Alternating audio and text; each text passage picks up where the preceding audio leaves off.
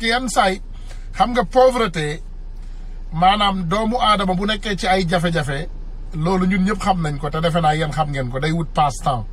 day wut loo xam ne loolu mooy dindi jafe-jafe bi ci boppam parce qu'il faut savoir que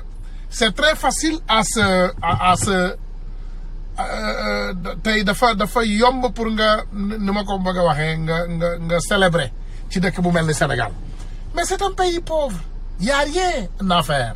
bu dul naan ataaya xale yi liggéeyi ñu donc voilà c'est sûr et certain que ñun xam nañu li xew Sénégal c'est ce qui nous intéresse et le monde connaît ce qui se passe au Sénégal te je vous assure il ne dort pas ces magouilleurs et ces malfaiteurs et ces groupes de personnes ils ne vont jamais dormir parce que incha allahu rabbi man personnellement man sama bopp laa leen mën a wax fan yi dañuy def tour bi fépp ci Amérique dinaa dem ci média yëpp lii di CNN dinaa yendu si ñoom lii di MSNBC dinaa yendu si ñoom lii di Fox dinaa yendu si ñoom lii di CBS dinaa yendu si ñoom tant que pétrole bi génnul contrat yi ñu xotti ko sànni ci àll ba génne fa courtier Sénégal lijjanti xaalisu boppam ñun duñu noppalu on va jamais se reposer donc yéen ne vous en faites pas voilà donc caaxaan bi neex na football bi neex na match bi neex na le Sénégal a gagné et c'est une fierté te lii commencé wul tey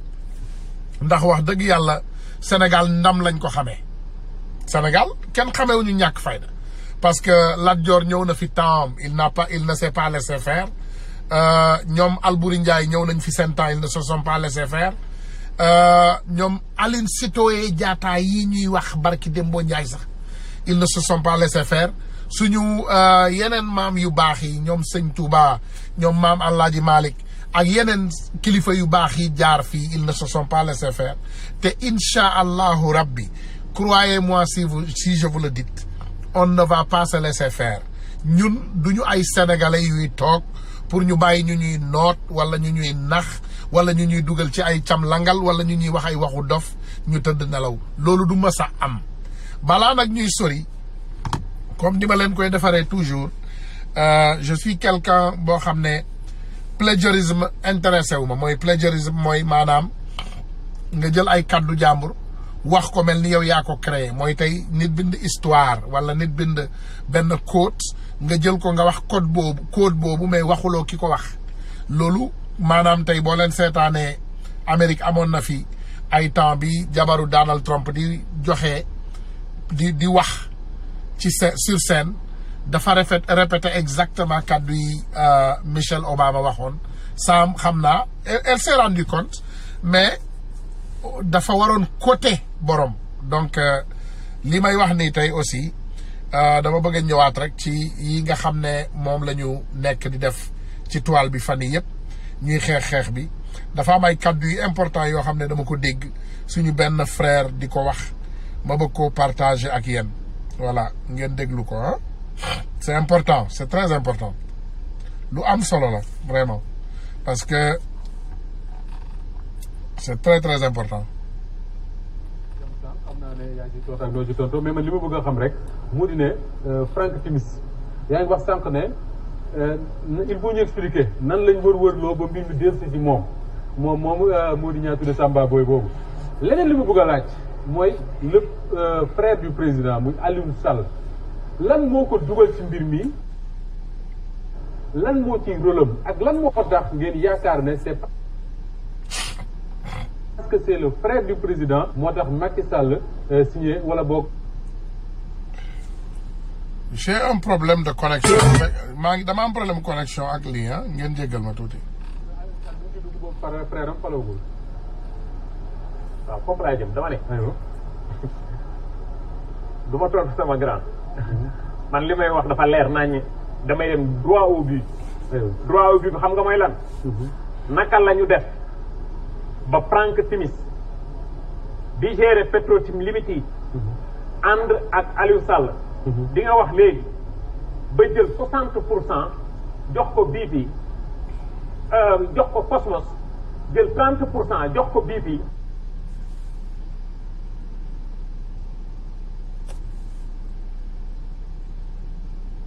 gars yi jéggal leen ma de jéggal leen ma tuuti rek. ñu Sénégal. baal leen ma tuuti rek ma defaraat connexion bi tuuti pour ngeen mën a dégg lii mu gën a leer maa ngi jéggalu nag ngeen jéggal ma baax a baax a baax voilà dama bëgg rek ngeen déglu lii bu baax comme ça ñun ñëpp ñun njariñu ci parce que comme niñ koy waxee toujours defe naa ñun ñëpp Sénégal moo ñu ñor voilà ak lu nit mën a wax. ñoom seeni loxo. naka lañ ko defee. lenn rek la code ren qui a la signature du Sénégal. le président qui donne le décret les décrets présidentiels. le président. kon c'est le responsable. il faut mu leer quoi benn bloc mënul am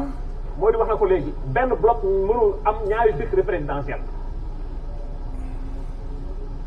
c'est le décret 2012.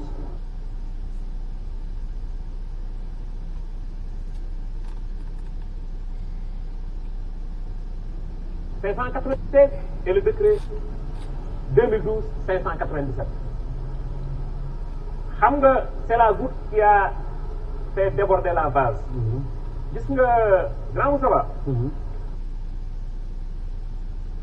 On ne peut pas être dans un pays comme le Sénégal réew wax na ko léegi pétrole bi ñuy wax pétrole bi. Cheikh Kane, tu as déjà écouté, mais beaucoup parmi nous n'ont pas écouté. Donc, yenn saa yi dafa baax pour ñu partager tuuti rek dinaa ñëw ci waxtaan bi dañuy bëgg a xaaraale nit ñi ñëw mais le temps que les personnes arrivent. Voilà. Le Sénégal a d'abord. Anyway, ma ñëw direct au but parce que li suñu frère bi wax dafa am importance. Mes frères et sœurs, aujourd'hui, c'était encore tout simplement comme toujours, niñ koy defee ngeen jéggal ma d'abord, c'est important parce que dama leen promettre ne tey waxu or la ñuy wax fii. C'est ça. Voilà, mi ngi ñëwaat léegi connexion bi ñëwaat na léegi man ngeen ko partager ngeen aimé ko pour connexion bi gën a am doole voilà comme ça ñu gën a yaatal waxtaan bi ngeen jéggal ma parce que li may bañ mooy. defe naa il est temps ñu waxtaan parce que ñun ñu bari am na lu ñu dégg c'est important ñu xam ne y a des choses qui nous fatiguent te defe naa jarul ndeysaan jarul dem fu sori jarul wër fu sori ñëpp xam nañ ne alalu mbooloo loo xam ne la doomu aadama yi dañu ne dénkaane la alalu dénkaane la alalu mbooloo dañ ko indi pour ñëpp yem ci alalu mbooloo kenn indiwu ko pour benn nit accaparer ko yóbbu xam nga alalu mbooloo maanaam boo jëlee nit nga fal ko ci bopp mbooloo boo leen gisee barki Dembo Ndiaye j'espère bien que Sénégal fal Macky Sall c'est dafa am lum ñu gëmloo daf ñu ne Ablaye Wade ak doomam Karim Wade dañu nekk ci lu jubul Karim Wade dafa sàcc alalu Sénégal Ablaye Wade ànd ci ak moom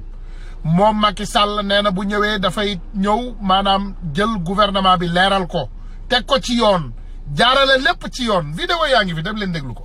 duma ko teg mu ne bu ñëwee day fexe lépp jaar ci yoon beneen affaire mu ne du nommer benn doomu aadama ci décret donc Sénégal en 2019 ñun yaakaaroon nañ ne suñu xam-xam suñu ay xalaat jéggi na ay nit yuy fal ay rakk wala ay affaire xam nga lu ma la ko wax c'est important il faut ñu xam ne on est en 2019 ñun dañu yaakaaroon ne boo ñëwee Sénégal en 2019 du ay affaire diw jox na rakkam wala diw jox na jabaram wala diw jox na frère am parce que comme niñ koy waxee dégg ngeen ñu koy wax barki Dembo Ndiaye j'espère bien que déglu ngeen chronique ku Pape Alé bi ku xarañ ki comme ni mu koy defee toujours Macky Sall bi mu ñëwee dafa daan imposer sénégalais yépp ne nañu wone seen patrimoine maanaam ku nekk da ngay wone la nga xam ne loolu nga moom loolu nga am loolu mooy sa am comme ça loolu loolu bu ñëwee ci réew day leer daal maanaam xam nga loolu bu amee bu ëllëgee ak si biir tey yow boo nee benn oto nga am benn kër dégg nañ ko fi ci ay candidats présidentiels j'espère bien que bu ma juumul le président Sonko a présenté son patrimoine ne benn kër laa am benn oto laa am nee na jabar rek defe naa si suma juumul ngeen jéggal ma bu dee juumte la jabar rek nee na ci la am ñaar amin ba léegi c'est personnel comme ni ma koy waxee mais toll nañu ci Sénégal boo xam ne tey patrimoine bi dañ ko daan wone balaa ñuy dugg ci biir palais bi boo xasee ba dugg ci biir palais bi gars yi defe nañu ne léegi damay fen ba ñu fal ma bu ñu xasee ba fal ma ba pare lépp luñ ma waxoon dama koy dindi sànni fële ma gore di comme ñëpp Sénégal dafa war a dépasser mentalité boobu sénégalais yi rek ñoo ko mën a casser parce que révolution boo leen gis mu judd ci dëkk caay-caay jeex fa dëkk ba ñoom ñoo taxaw xar seen tànk tubéy ñu ne dootul am otawat dootul amati comprendre nga Sénégal toll na ci moment boo xam ne tey nos vies sont en danger our lives are in danger Sénégal mi ngi ci en danger parce que tey Sénégal dem na toll moment boo xam ne saa bu lu important génnee ñu koy wax nga gis gouvernement bi ak ay manipulateurs am ak seeni liggéey ak seeni caay-caay barki Dembo Ndiaye ñun gis nañ fi Wally Seck yéen ñun ñëpp a ko gisandoo on a vu Wally Seck dans l'avion avec Mariam Faye Sall donc moi intelligent que je suis su ma gisee Wally Seck mu sol ay t-shirt yu am couleur yu bari te moom I mean quand même en tout cas on n'a qu'à se dire une chose man dama leen di wax nee naa leen from experience parce que wax dëgg yàlla nit ku ne booy wax da ngay wax te yàlla tax man xam naa ne Wally Seck man ci sama xalaatu bopp je sais qu'il n'est pas gay man ci li ma xam parce que nit ku ne li nga xam rek loolu nga mën a seede mais je sais bien que il est un tacticien Wally Seck musicien la mais businessman la he's a good tactician xam nga Sénégal pour nga mën faa dund sa dund leer du ñu bari ñoo mu neex te leer ñu bari mënuñu ko Sénégal pour nga dund fa yenn dund il faut nga jubadi il faut nga weng pour ñoom pour nga am yenn xaalis yi Sénégal il faut nga weng mooy lan mooy il faut nga gore di nga ànd ak pouvoir nga déglu pouvoir lu ñu wax nga accepter nga ànd ak ñoom di manipuler société bi nga ànd ak moom mënu ma wax loolu ci Wally Seck parce que jusqu'au contraire ba léegi gisaguma exactement loo xam ne dafa génn wax ko publiquement te ñun ñu baal ko parce que Wally Seck lu mu bon ñun suñu rakk na te bi mu tekkiwul dara fekkee nañ ko bi mu tekkee aussi fekkee nañ ko bis bu génnoon bëgg a luubal xelu sénégalais yi wala dal ci kaw sénégalais yi dina dégg li mel ni xeme di ngeen jommi ci àddina bu boobaa di ngeen waaru ci yàlla damay ragal ci ëllëg sa moom it mu faf ay lampam fay ni Youssou Ndour ba faw dootul takk comprendre nga donc ñun duñu concentré li nga xam ne dañ koy xeex Sénégal ci Wally Seck bu neexee Wally Seck mu sol t-shirtu góor jigéen bu ko neexee na sol yére jigéen sax bu solee sërëg marinière yoonu kana ci ne bu ko neexee na sol beccow nobody cares ñun li ñu intéressé mooy huile Sénégal bi rek ñun li ñu intéressé mooy li nga xam ne moom mooy suñu ressource naturelle non loolu moo ñu intéressé ñun du ay kàpparñi du ay fecc du ay way du ay match du ay caay-caay dara intéressé wuñu ñun c'est pas Wally Seck qui nous intéresse nous c'est le Sénégal qui nous intéresse ndax Wally baayam ñëwoon na fekk ñu fi coon mu dàq woy ci woykat yi ça n'a pas changé le Sénégal ay nijaayam ñoom Assane Ndiaye ñëwoon nañ fi ñoom ay yeneen nijaayam ay rakku coon Seck bale nu mu tudd fàtte naa ko ñun fekkee nañu yooyu ñun fekkee nañu Sahel il faut le dire ñun fekkee nañu maacu fekkee nañu bi nit ñi mënatul bi sénégalais yi mënatul perte biir yi ñu def biir style maanaam di feccee biir loolu yëpp fekkee nañ ko ñun waxuñu ci loolu ñun pétrole bi la ñuy wax ñun dañu ne sénégalais yi jël leen seen concentration ngeen dindi ko ci doomu jàmbur boobu te ngeen yóbbu ko ci pétrole bi ñun loolu moo ñu intéressé Wally Seck bu ko neexee ànd ak Marème Faye Sall bu ko neexee lënganteeg Marème Faye Sall Marème Faye Sall yéen li ngeen comprendreul Marème Faye Sall xaritu góor jigéen yu bari la am mais c'est pas Wally Seck Marème Faye Sall li mu am ci xaritu góor jigéen kenn xamul ni mu toll boo leen ko xamul dem leen ngeen xool ko allez regarder Marème Faye Sall Marème Faye Sall barki Dembo Ndiaye am na benn xaritam góor jigéen bu dee woon yéen xam ngeen ko Marème Faye Sall xam nañ ñëpp Marème Faye Sall léppam c'est autour des góor jigéen mais comme ni ma leen ko waxee ñun affaire boobu c'est pas ce qui nous intéresse ñun li ñu intéressé Sénégal la pétrole Sénégal bi moo ñu intéressé ñun du ay Wally Seck du Thione Seck mais Wally Seck on avait Thione Seck amoon na fi problème barki Dembo Ndiaye est-ce que ça a changé le Sénégal mais loolu changé wul Sénégal ñun loolu intéressé wuñu nee naa leen ñun ce qui nous intéresse c'est pas Wally Seck ñun pétrole bi la ñu bëgg mu leer pétrole bi ak gazu Sénégal bi nga xam ne mooy changer suñu vie wu doom changer suñu avenir u ay doom changer suñu avenir u ay sët moo ñu intéressé du ay t-shirt yu am bleu ni jaune ni rouge ni purple suñu yoon nekku ci we don't care about that bu leen jël waxtaan bi ngeen déconcentré ko ci ñàkk fayda vraiment Sénégal tey bu ñu génnee dama leen di jox exemple boo leen yaakaaree tey Wally Seck bu dundee lu muy def Sénégal du changer dara bu dee lan la Sénégal di am dara du changer mais Macky Sall tey bu dundee Sénégal a ngi toujours ci coono mais bu dee peut-être bu ñu changer président le Sénégal change donc on n'a qu'à arrêter nos manipulations autour de ay polémiques parce que gars yi dañu leen xam il faut savoir que ñi ngi koy jëflanteel ay saay-saay lañu xam nañu luy raarool sénégalais yi mooy lan mooy xam nañu luy génnee xelu sénégalais yi ci ay affaires yu important di leen dugal ci yu ñàkk fayda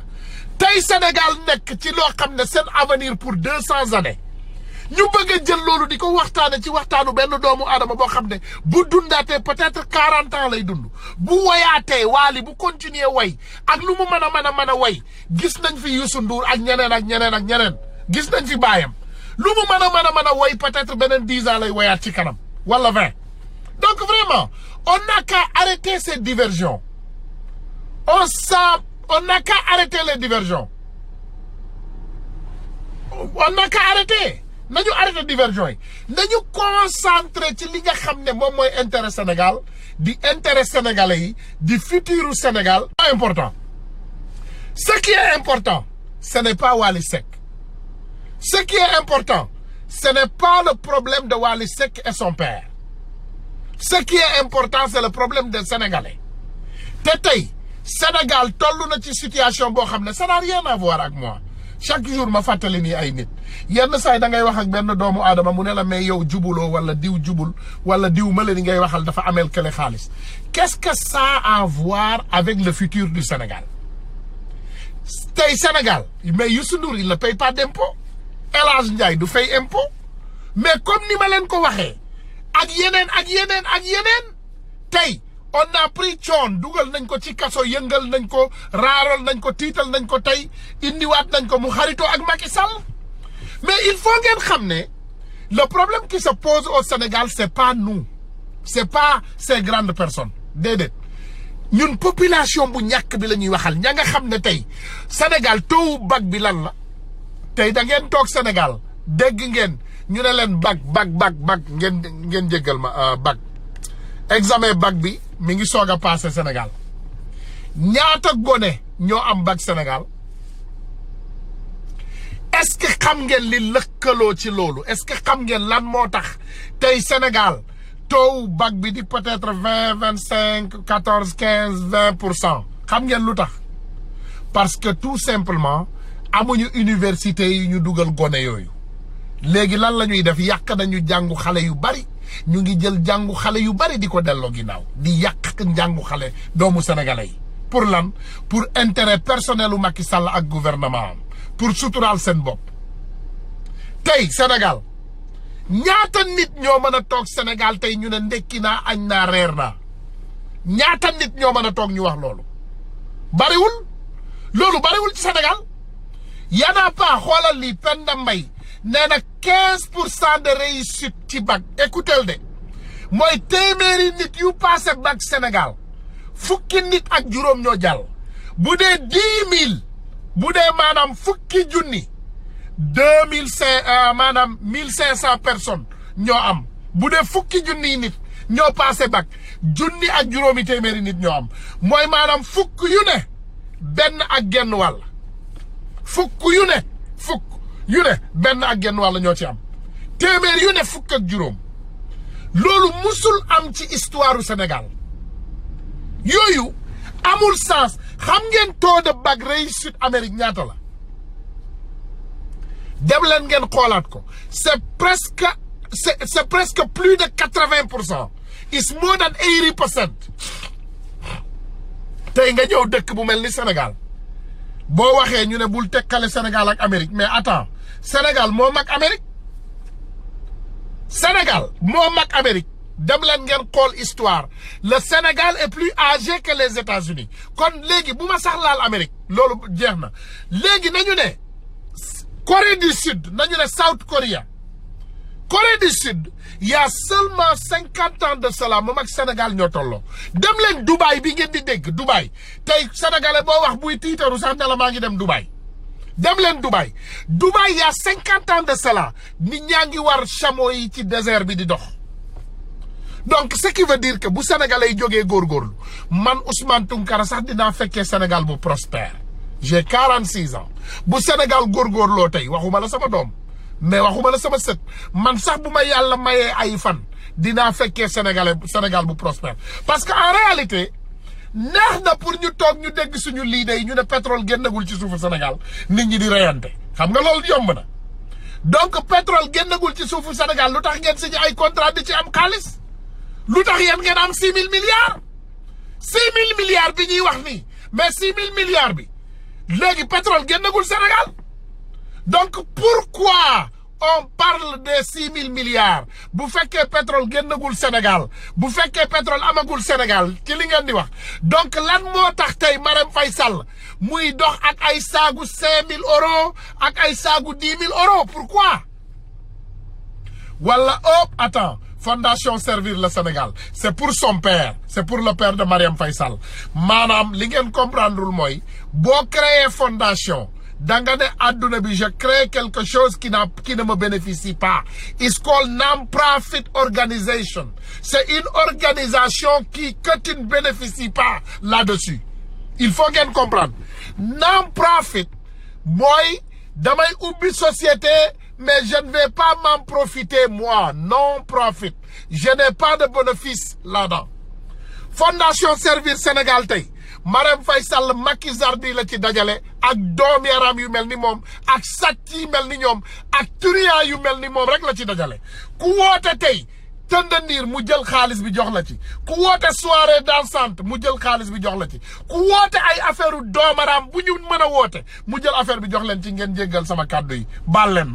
ma kàddu yi parce que yenn say xol bay yéeg ngeen baal kàddu yi tey Marème Faye Sall dafa jël Fondation Servir le Sénégal def ko nootukaayu doomu sénégalais yi di ñëw rang ci buntu këram di sonn fi mu war a dugal xaalis bi du ko fa dugal day dem tey par exemple ñaan xaalis ci turu éducation Sénégal ñu jox ko soi-disant 20 milliards de francs bu ñëwee du dugal ci éducation dëkk bu mel ni Sénégal ak ni mu rëyee boo jëlee rek benn milliard nga def ko ci éducation xam nga ñaata école ñooy changer ci loolu parce que milliard c'est 1000 millions donc boo jëlee tey école Sénégal yi 1000 écoles nga def ci école bu nekk 1 million école bi dinañ ko peinturaat au moins dina am peinture bu amul lu bari sax au moins dina am lu ndaw lu mu fa changer man xam naa école yoo xam ne tey boo leen joxee 1 million ñu changer pour toujours tey Fondation Servir le Sénégal lan la ko Marème Faye Sall di doyee ànd ak ay góor jigéenam dem jëndi ay saagam dem sàcc alalu Sénégal di ci wax lu ñaaw di ci def lu ñaaw te du ci def dara loo xam ne day ànd ak sénégalais yi amul benn affaire boo xam ne daf koy def ngir yàlla fii àlla déedéet lépp lu muy def da koy def gis leen ma Macky Sall moo leen dimbali te day dul te lépp xaalis la boo xam ne daf ko dem dajale ci àll bi ci réewu tubaab yeeg réewu naar yi ne leen Sénégal dafa nekk ci coono ñu jël xaalis boobu di ko fajee seeni ay soxla bopp doomu sénégalais yi di dund loolu tey bu ñu toogee ñuy wax ay waxu football il faut ñu arrêter il faut qu'on arrête il faut sénégalais yi ngeen yeewu il est 2019 moo jot xanaa da ngeen bëgg Sénégal mel ni Congo da ngeen bëgg Sénégal dellu ginnaaw mel ni Zaïre xam ngeen tey Zaïre ci dëkk yi gën a tekk ci Afrique la waroon bokk ma ne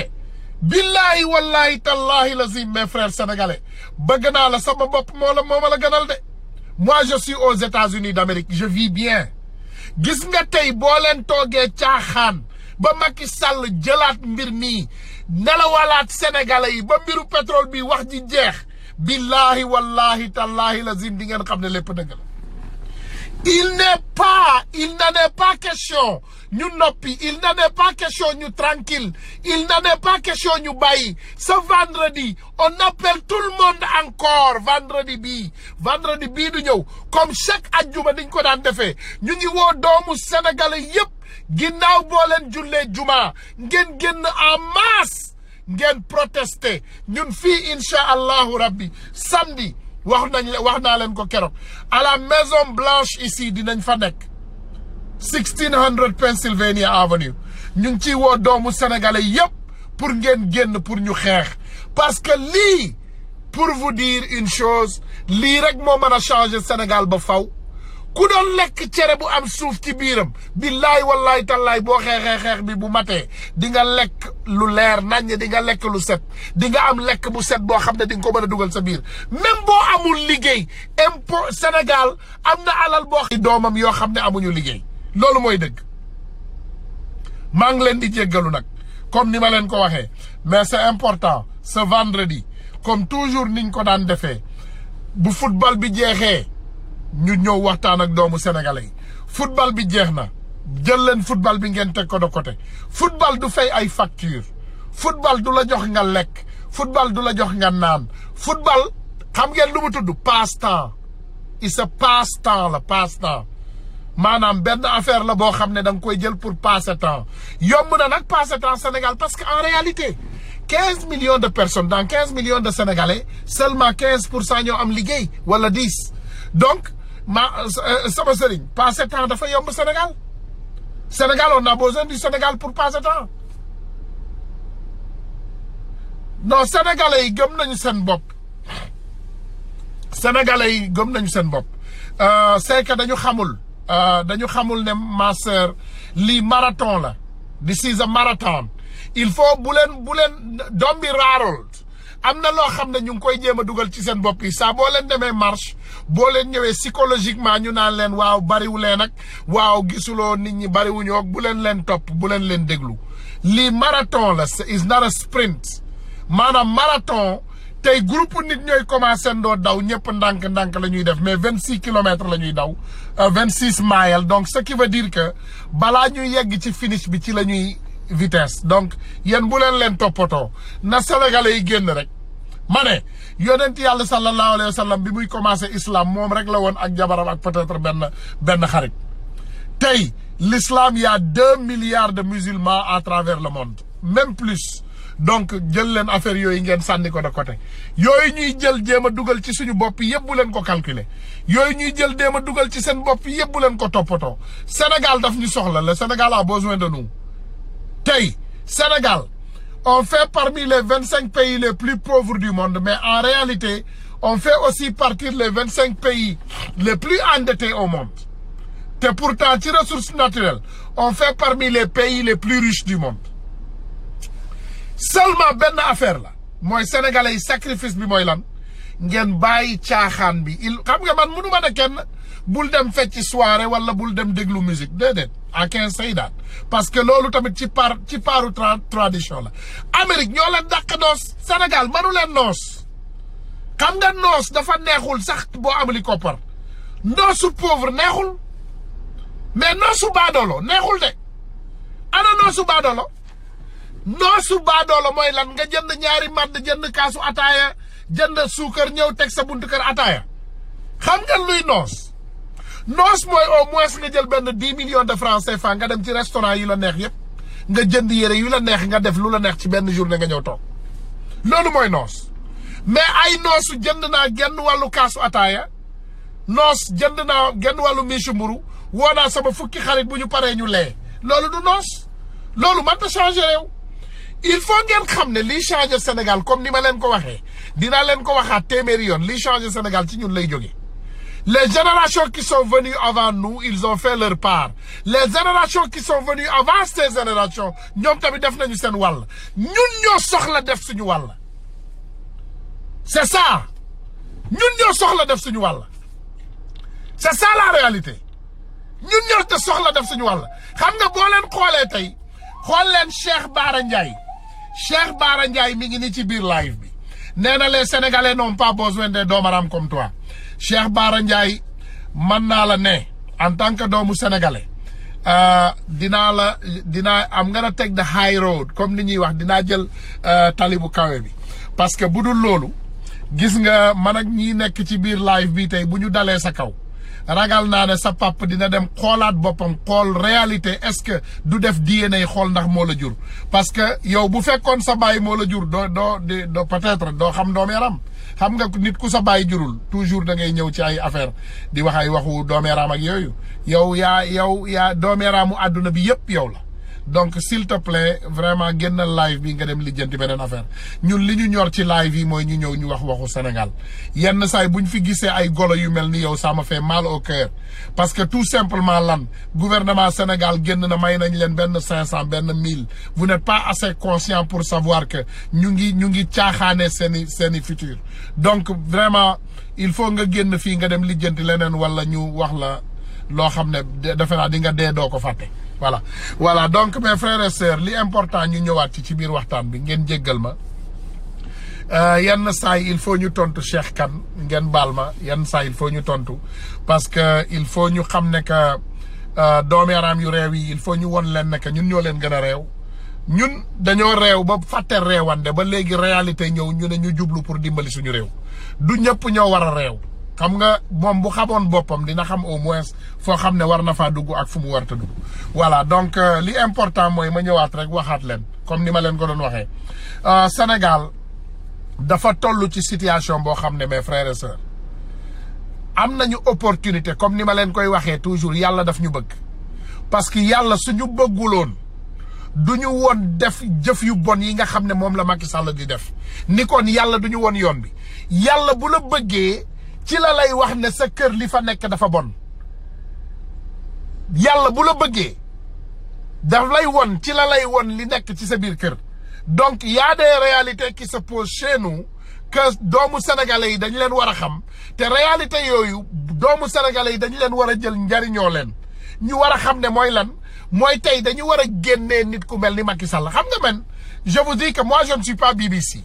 moi je suis un citoyen sénégalais comme vous ngeen yaakaar ci seen xalaatu bopp ci seen conscience bu tranquille on a un président de la république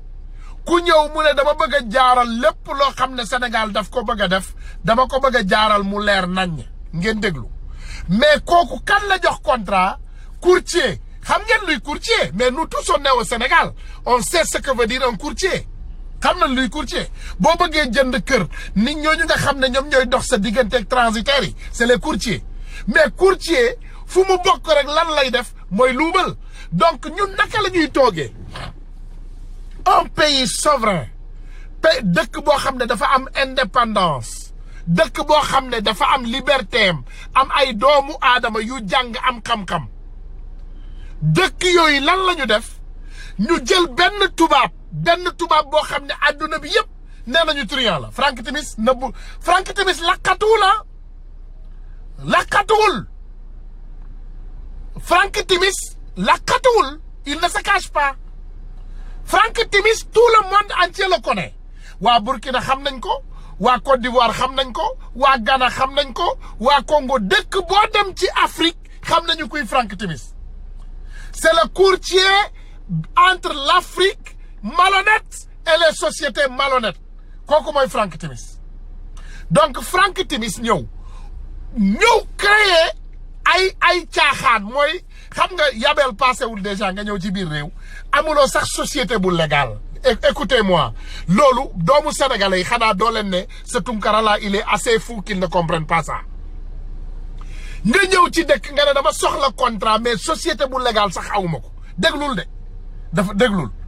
mooy nga ñëw ci biir dëkk boo xam ne ay doomu aadama yu intelligent ñoo fa dëkk ànd ak seen xel dama soxla contrat mais amuloo sax société bu légal loolu lan la tudd lu dul jubadi mes frères et sœurs bi mu jógee nag mënul dem ci réew mu normal pour mu ubbi fa société dafa dem ci dëkk boo xam ne dafa am ay paradis fiscal tey mu dem par exemple dans les îles Caïmans Cayman Island dem leen ngeen Google île Caïmans pour lan la île Caïmans képp ku sàcc alal nga bëgg koo rawalee fa nga koy yóbbu Frank Timis dem ubbi fa société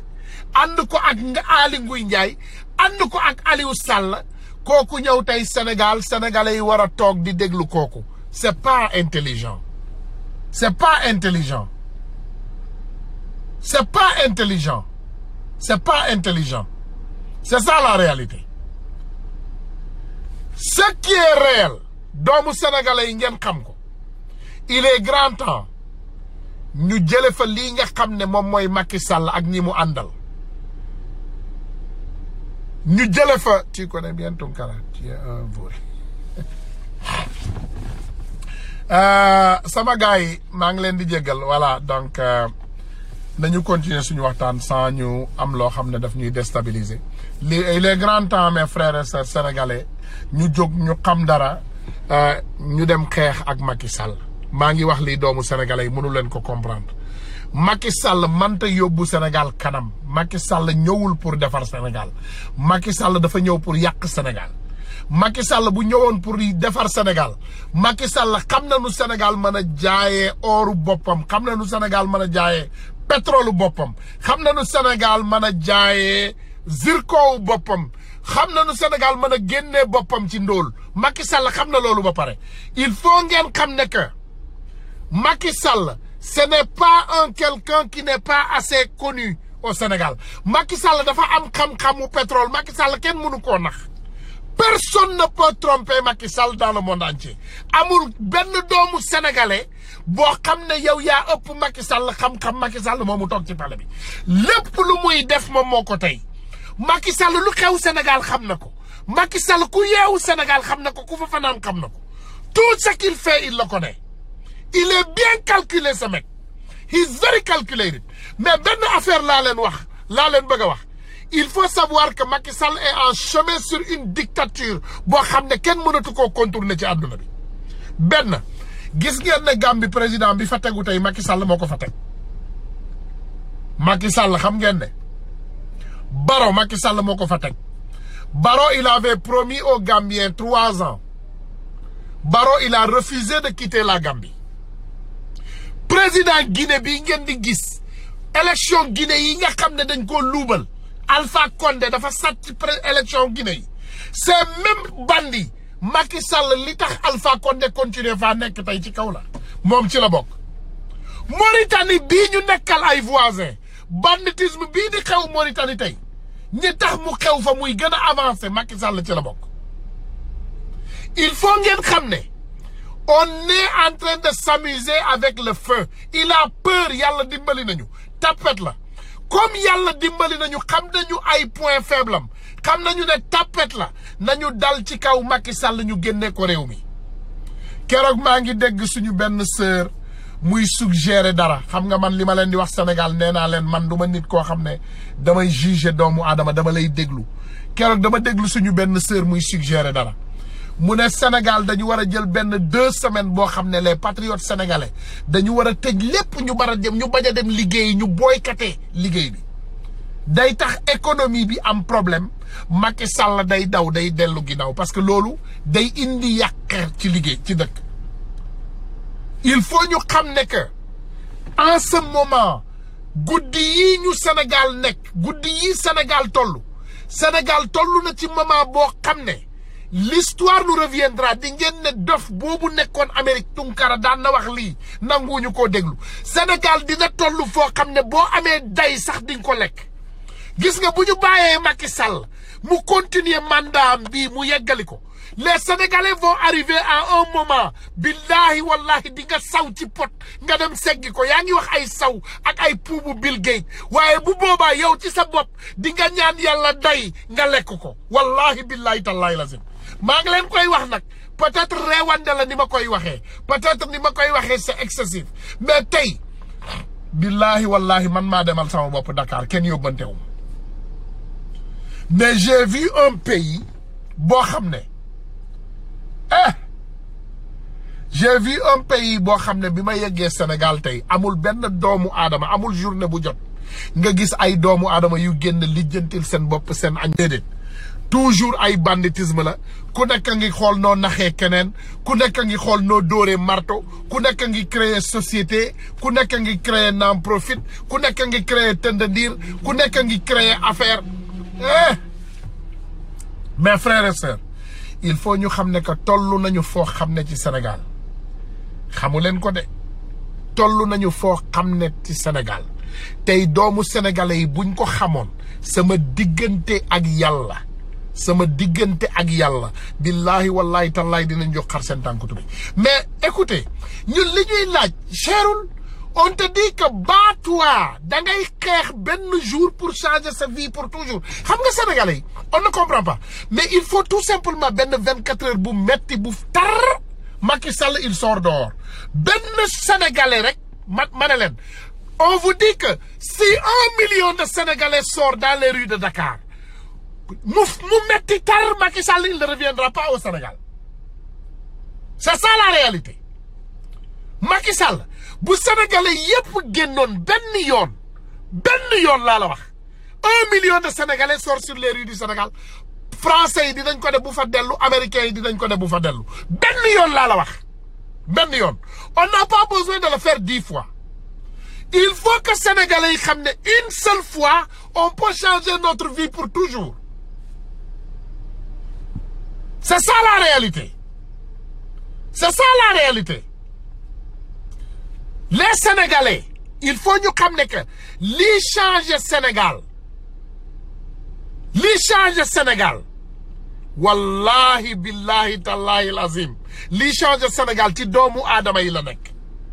nekkul ci ay vidéo nekkul ci ay live nekkul ci ay saaga nekkul ci ay kaste nekkul ci ay doore nekkul ci dara ñun li ñuy def li mu tudd conscientisation la tudd ñun dañuy génn pour ne doomu sénégalais yi génn leen ñu xeex li nga xam ne moo baaxul suñu dëkk ñun loolu rek la ñu man mënuñu woñaar loxo kenn génne ko ci mbedd c'est pas possible mënuñu woñaar loxo kenn yu génne ko ci mbedd non c'est pas possible ce que nous on peut c'est voir les vérités et le dire aux Sénégalais rek la ñu man te ñu ne leen am na solution bi mooy lan ñu génn xeex c'est ça les réalités mais mënuñu dara lu raw loolu ku mu neex nga toog sa biir kër nga farankulaay billahi wallahi tallahi lii métti ci yow lay jóge du ci man añ naa je vous promets que j'ai mangé mes 3 repas 2 pour le moment le 3e vient parce que jotagul mais je vous promets que je n'ai pas de problème si je voulais je ne vais jamais partir au Sénégal man toog naa Amérique 20 ans dew ma Sénégal ba yéen ñi fa nekk 90% de vous ne pensez même pas que j'allais partir man naa toog Amérique beneen sama desitu bakkan bu des bii sama doom yi fii la ñuy jàngee xam nga man je ne suis pas un patriote comme Ousmane Sonko excusez-moi je suis vraiment ni ma leen koy waxee toujours rek ngeen baal ma ci waxin bi peut-être ni ma koy waxee rafetul ce que moi je suis vraiment damay doomu sénégalais boo xam ne man li ma tuddee sama bopp man activiste laa tuddee sama bopp am a political activist dama nekk doomu aadama boo xam ne dama bëgg Sénégal dama nekk doomu aadama boo xam ne bëgguma Sénégal am lu ko naqari dama nekk doomu aadama boo xam ne bëgguma Sénégal yàqu bëgguma ko c'est ça la réalité il faut que ñu xam ne que Sénégal toll na ci situation boo xam ne